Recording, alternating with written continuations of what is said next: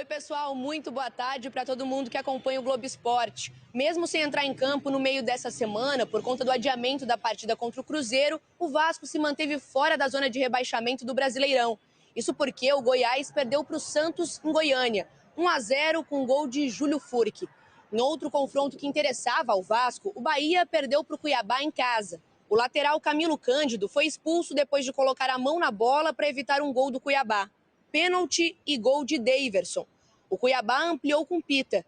E Ronald fechou a vitória, 3-0. O Vasco tem um último treino amanhã pela manhã, antes de enfrentar o já rebaixado América Mineiro, domingo em São Januário.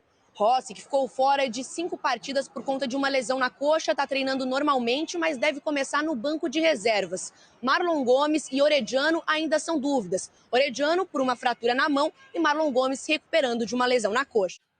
Jogos do Vasco. Vamos ver? Bora. Bota na tela aí. Vascão. Pro Vasco escapar é só pedreira. Tirando o América já rebaixado em casa, tem Cruzeiro, Atlético Paranaense, Corinthians, Grêmio fora e Red Bull em casa. Fernandão, não tá fácil não.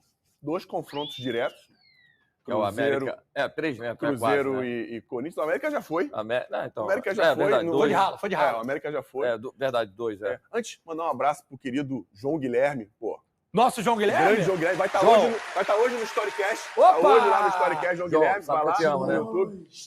João, te amo, hein? Toca a música! Não, incrível, incrível. E conta de Fenômeno. onde surgiu o Que Desagradável. Eu sei. Não fala não, sabe? Não, vou ver no Storycast. Mas, voltando aqui, Cruzeiro e Corinthians, confronto direto, acho que aí vai definir. Acho que define nesses 2 jogos. Claro que tem que vencer o América.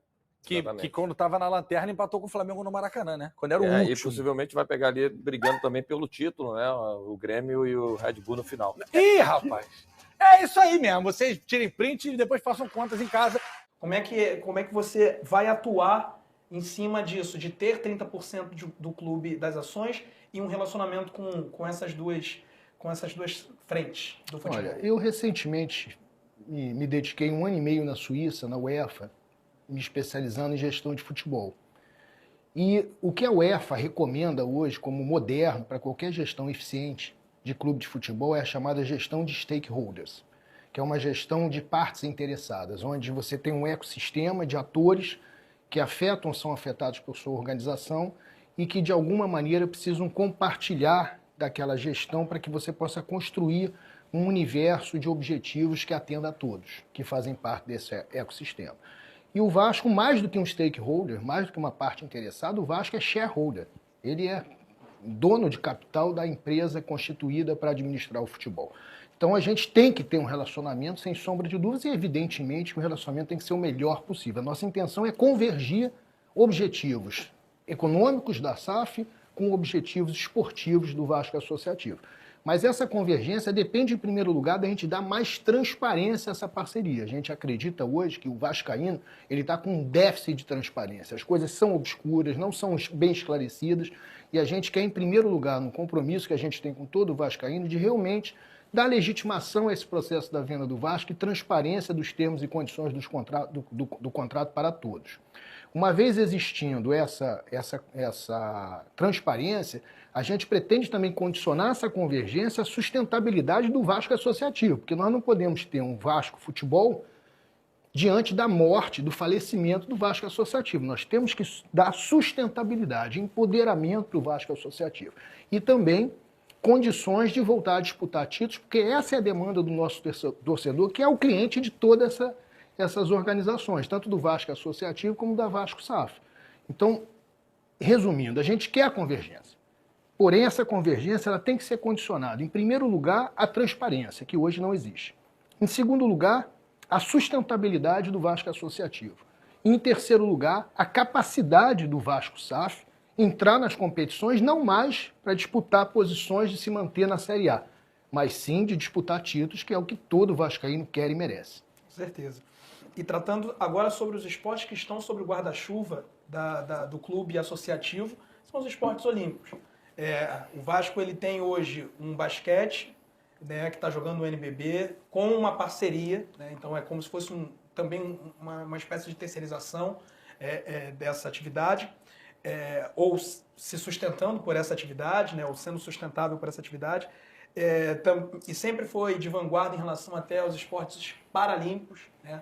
Então, qual é o seu planejamento para que se tenha uma expansão? A ideia é ter um time de futsal, vôlei, atletismo. O que o projeto de vocês, da Somamos, do seu, para expandir e ampliar os esportes olímpicos que estão sob responsabilidade do clube? Uma das principais marcas do Vasco, um dos principais valores do Vasco é a ecleticidade esportiva. O Vasco já praticou 58 modalidades esportivas diferentes, tendo sido provavelmente o clube com maior medalhas olímpicas na história do esporte olímpico brasileiro. Então, o Vasco, ele tem todo esse caráter de ecleticidade esportiva. Nós temos, inclusive, no nosso próprio hino, né, a linguagem do nosso hino é de que nós, no atletismo, serás um braço, no remo és imortal, no futebol és um traço de união Brasil-Portugal. Então, o Vasco, ele precisa voltar a ser protagonista nos esportes olímpicos também, mas para isso ele tem que reequacionar suas dívidas fiscais. A gente precisa analisar, e mais uma vez eu chamo a atenção aqui, de que infelizmente as coisas no Vasco hoje são muito obscuras, não são claras, não são cristalinas, não são transparentes. Então a gente tem que verificar, reequacionar como é que está a questão das dívidas fiscais para que o Vasco possa ter as certidões negativas de débito fiscais, para que aí sim possa pleitear projetos de incentivo esportivo para essas modalidades, como por exemplo o Minas Tênis, que tem uma arrecadação aí de cerca de 80 milhões anuais de projetos para esportes olímpicos. O Vasco, com a força que ele tem, com a marca que ele tem, voltando a ter representatividade junto ao governo do Estado, junto ao governo federal, que é o que a gente espera, reconstruir essa representatividade do Vasco, que a gente entende que hoje está muito perdido, para que a gente possa alavancar projetos de incentivo esportivo para que nós possamos ter novamente o Vasco forte em outras modalidades esportivas, como as que você citou, do futsal, por exemplo, e do basquete, do remo e de atletismo, que são competições e esportes importantes para o Vasco. Para o vascaíno, essa ecleticidade é importante. O vascaíno ele é orgulhoso. É claro que o futebol é o carro-chefe, tem que estar bem para tudo estar bem, mas o vascaíno ele tem muito orgulho desse Vasco empoderado nos diversos esportes olímpicos e a gente pretende retomar isso de forma criativa e inteligente através de projetos incentivados. Falando agora sobre também uma questão que é a responsabilidade social que o Vasco carrega em sua história. E falando em responsabilidade social, tem como se falar sobre a barreira do Vasco. Recentemente, São Januário foi fechado durante um período e a gente viu que impactou bastante. E talvez, para quem não é vascaíno, para quem não está ali no dia a dia, entendeu que a barreira e o Vasco é uma coisa só. Então, isso precisa ser fortalecido.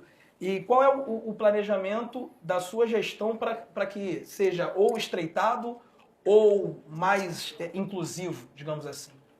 Olha, um dos valores do Vasco são suas entregas sociais. O Vasco é conhecido como o clube que lutou contra o racismo, como o clube que luta contra qualquer tipo de preconceito, como um clube grande da Zona Norte do Rio de Janeiro, né, que tem comunidades ao entorno das suas unidades operacionais, não só do seu estádio, mas também do seu centro de treinamento. Então, o Vasco, ele significa entrega social. E esse Vasco que a gente quer resgatar. A gente não quer um Vasco se tornando elitista, porque senão esse Vasco se tornará aquilo que os outros são. E a gente é orgulhoso daquilo que a gente é. A gente é orgulhoso de ser Vasco, não só pelas glórias que a gente tem com o nosso time, mas também pelo fato de que o Vasco tem essa causa social, essa entrega social, esse valor agregado que, inclusive, uma vez bem explorado, pode atrair grandes investidores no mundo inteiro. Então, nós queremos um Vasco da Barreira e uma Barreira do Vasco. Nós queremos abrir novamente a porta do nosso estádio, né, do nosso campo, para que as crianças da Barreira possam ter a oportunidade de frequentar cursos profissionalizantes que a gente quer fazer ali no Colégio Vasco da Gama. A gente quer tornar o Colégio Vasco da Gama um grande centro de excelência esportiva no Brasil. A gente quer dar oportunidade dos esportes que serão praticados novamente em São Januário, de dar oportunidade a essa juventude ali da Barreira. Então a gente pretende realmente ter uma relação muito boa. Nós temos um contato muito bom com a presidente da Associação dos Moradores, a Vaninha. Ela conhece os nossos projetos para a Barreira e a gente tem ali, tanto do ponto de vista educacional e social, muito a fazer, porque a gente quer um Vasco não só de balanço econômico, mas de balanço social também. Perfeito. E agora, fazendo uma situação que eu acho que uma anda junto da outra, que é o quadro societário, né, o sócio estatutário, que por conta dessa venda para a SAF, ele pode perder a partir do final do ano, né, alguns benefícios, né, e também as sedes. Além de São Januário, o Vasco como clube tem ainda o Calabouço, tem ali a sede náutica da Lagoa e também os CTs, que apesar de terem ido nos contratos junto para a SAF, até agora não teve desmembramento, a passagem de CNPJ, digamos assim, então ainda é do Vasco, que o Vasco está tratando até sobre as questões das obras e tal, junto à prefeitura. Então os CTs, tanto da base quanto lá do Moacir Barbosa, até agora não andou. E muito por conta dessa situação. Então é um terreno do Vasco, então ainda o Vasco responde por ele. Então eu queria que o senhor falasse sobre isso, o quadro societário, como é que faz para reter esses sócios e, concomitante a isso, o seu planejamento, a sua gestão para as sedes que pertencem ao clube. Pois é, aí eu volto à questão da necessária convergência com a SAF. Mas essa convergência com a SAF, como eu coloquei numa pergunta anterior tua, ela é condicionada a algumas posturas. Uma dessas posturas é a sobrevivência do Vasco Associativo, é a sustentabilidade. E a sustentabilidade do Vasco Associativo, ela passa por essa questão de como vai ser a relação do Vasco SAF, Vasco Associativo, junto ao quadro social estatutário, junto aos sócios torcedores, junto às comunidades no entorno. Então nós pretendemos fazer uma revisão de posturas. A gente acredita que a venda do futebol, até pela falta de transparência que aconteceu, ela ocorreu de uma forma não muito bem brifada pela gestão atual para o investidor. Então a gente pretende dar a oportunidade ao investidor de revisar posturas que podem fazer com que ambas as associações, ambas as organizações entrem num paradigma ganhar-ganhar. Hoje, não se pode ter uma situação de uma instituição ser competidora de outra. A gente tem que criar, por isso, aquela história do que a gente entende que é o melhor para o Vasco, que é a gestão de partes interessadas, a gente convergir interesses divergentes, interesses divergentes atualmente, que passam a ser convergentes a partir do momento que o investidor entende que aquele atendimento de necessidades levará a médio e a longo prazo, de forma indireta, que ele tenha melhores ganhos. Então, todos acabam ganhando. A gente quer criar no Vasco uma relação de círculo virtuoso entre a SAF e o Vasco Associativo. Mas, repito, para isso, a gente vai ter que revisar posturas que, aparentemente, são posturas que não estão sendo adequadas para o melhor resultado para ambos. E agora são situações muito mais pessoais, né? E aí você fica à vontade para falar diretamente com o torcedor, né? Só sendo a câmera, essa aqui, né? Boa, obrigado pela dica. Que é isso. Por que você, Levenciano, quer ser presidente do Vasco? Olha, eu quero ser presidente do Vasco para poder fazer com que as crianças vascaínas voltem a gritar é campeão. Nós estamos num ano onde um rival nosso foi campeão da Libertadores da América. No ano passado, um outro rival foi campeão da Libertadores da América. Nós temos aí o Botafogo, apesar da nossa grande vitória ontem, ainda liderando o Campeonato Brasileiro, e o Vasco. O Vasco, apesar de todo o oba-oba que foi feito com relação à venda do futebol como sendo algo que seria espetacular, que o Vasco estaria bilionário, disputando títulos, isso não aconteceu ainda. E a gente acha que isso não aconteceu ainda porque não é só dinheiro que traz sucesso esportivo. O que o Vasco precisa há muito tempo é de gestão. E a gente tem isso para oferecer. A gente estudou os problemas do Vasco, nós viajamos o mundo todo para trazer soluções para o Vasco. Nós estudamos 1 ano e meio na UEFA, temos o certificado de gestor da UEFA, que é um certificado que capacita pessoas a gerirem clubes europeus como CEO. Então a gente acredita que todo esse ensinamento, todo esse aprendizado que a gente teve com relação a como se faz na Europa, é possível a gente trazer aqui para o futebol brasileiro, acomodar com os interesses da SAF e a gente construir uma relação que seja realmente capaz de fazer com que o Vasco deixe de ser somente um time de futebol, de vitrine para jogadores, de empresários, e volte a ser um clube estruturado, bem gerido, com uma boa relação com a imprensa, com uma boa relação com os torcedores, com uma boa relação com seus sócios, que crie toda essa sinergia para que o Vasco volte a ser competitivo e possa novamente ganhar títulos e fazer todos os vascaínos felizes. Para fechar, Olev, considerações finais, tem alguma coisa que você queira reforçar? Algo, por exemplo, que eu não te perguntei, que você gostaria de falar? Esse é o tema livre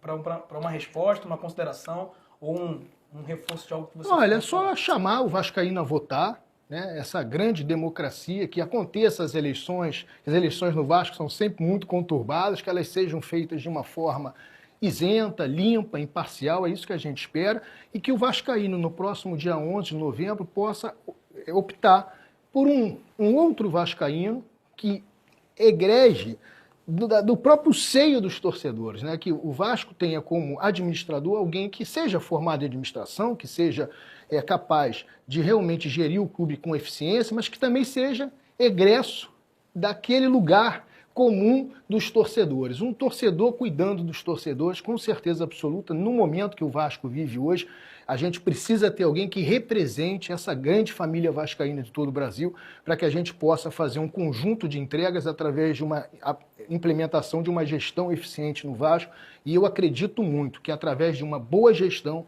você consegue transformar as organizações. Leve. Muito obrigado. Obrigado a você pelas perguntas. Prazer falar com você. Prazer estar aqui no lance. Celeve Enciano, candidato da chapa Somamos. Eleição do Vasco acontece no próximo sábado, né? E você vai acompanhar todo esse processo eleitoral